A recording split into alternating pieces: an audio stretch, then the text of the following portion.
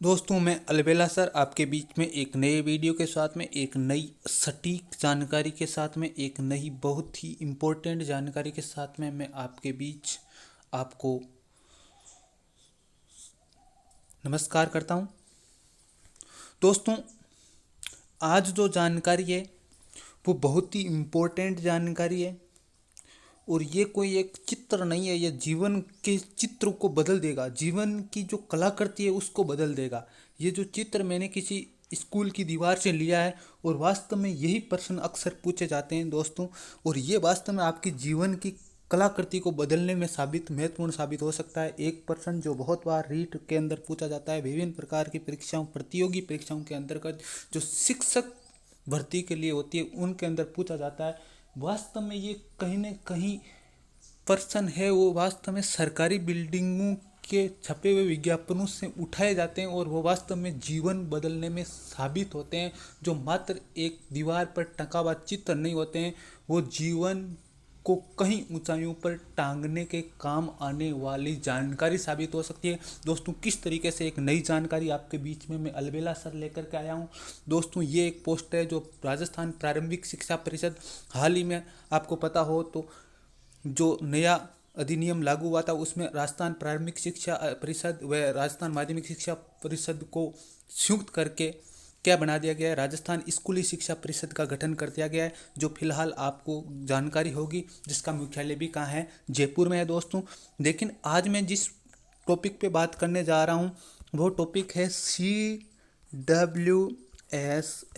Child with special need, विशेष आवश्यकता वाले बच्चों के लिए जो भिन्न 21 प्रकार की जो बहु विकलांगताएं बताई गई है उनके बारे में मैं बात करने जा रहा हूँ।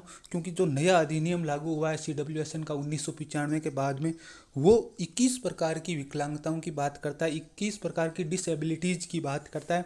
और मैं ये बात नहीं करने जा रहा हूँ कि CWSN क्या होता है, लेकिन दोस्तों मैं ये बात करने जा रहा हूँ कि जो CWSN बच्चों के पुनर्वास, रिहेबिलाइजेशन और उनके सम्मेलन के लिए जो संस्थाएं काम करती है, उन संस्थाओं के मुख्यालय कहाँ है और दोस्तों वह किस तरीके से काम करती है, इनके बारे में आज हम चर्चा करेंगे। दोस्तों, ये जो चित्र है वो देखना, आप आराम से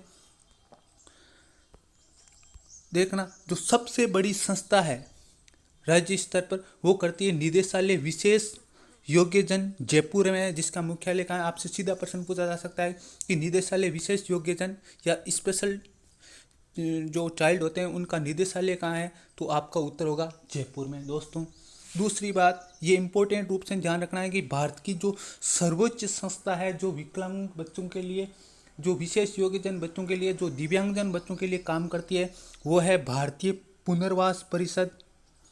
कौन सी है दोस्तों? भारतीय पुनर्वास परिषद, जिसका मुख्यालय कहाँ है, दिल्ली में है। पुनर्वास परिषद का मुख्यालय कहाँ है, दिल्ली में। दोस्तों, ये इम्पोर्टेंट रूप से ध्यान रखना है।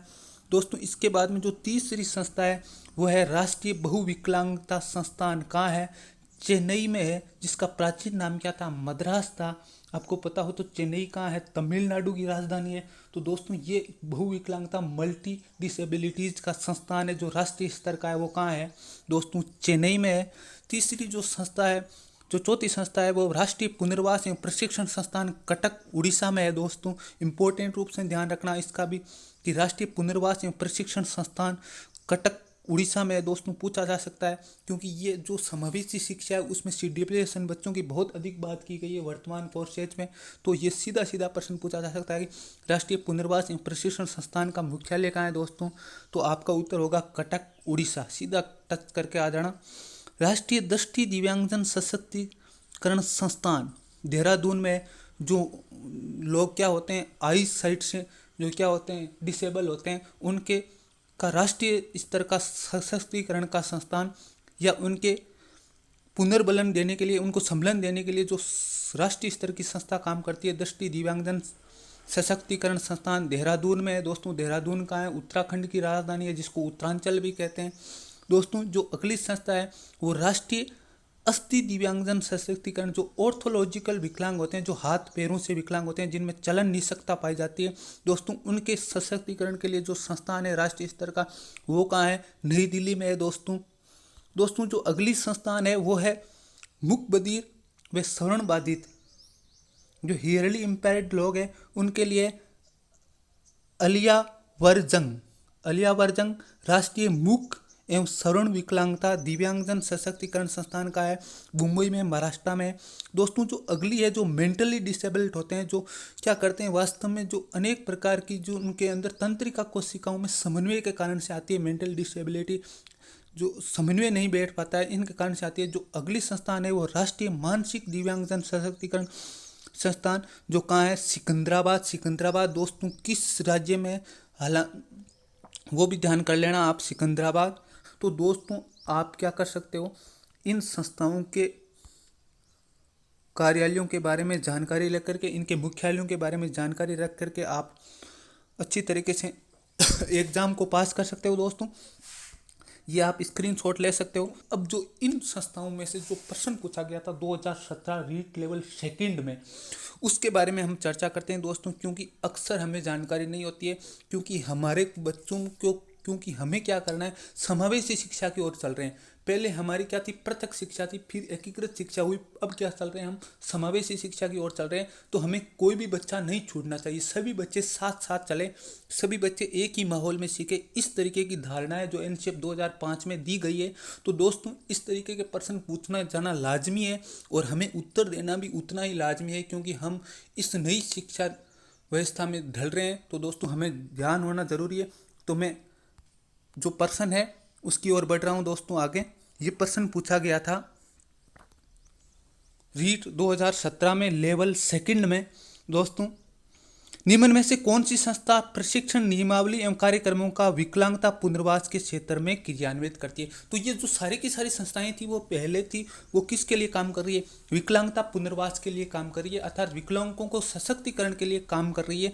तो दोस्तों आपको पता हो तो पहली जो संस्था यहाँ पर दी गई है national council of teacher education दी गई है, जो कि क्या करती है? शिक्षकों के प्रशिक्षण की व्यवस्था करती है दोस्तों। ये एनसीटीई जो जिसका मुख्यालय कहाँ है? नई दिल्ली में। तो दोस्तों ये तो संस्था नहीं हो सकती है।